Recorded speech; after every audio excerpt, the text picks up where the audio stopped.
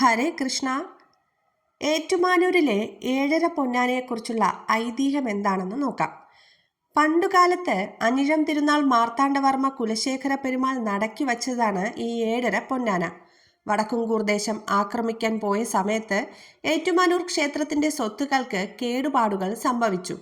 പിന്നീട് മഹാരാജാവിന്റെ കുടുംബാംഗങ്ങൾക്ക് ധാരാളം ദോഷങ്ങളും സംഭവിച്ചിരുന്നു. അതിന്റെ പരിഹാരാർത്ഥം ഈ ക്ഷേത്രത്തിലേക്ക് ഏഴര പൊന്നാനയെ നടക്കൽ വയ്ക്കാമെന്ന് വഴിപാട് നേർന്നു.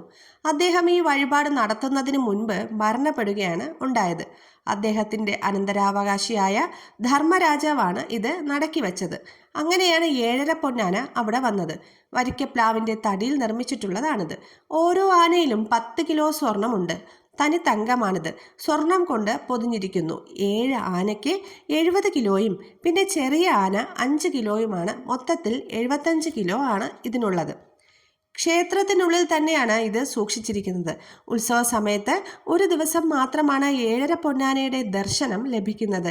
8ാം ഉത്സവത്തിന്റെ അന്നാണ് ദർശനമുണ്ടാവുന്നത്.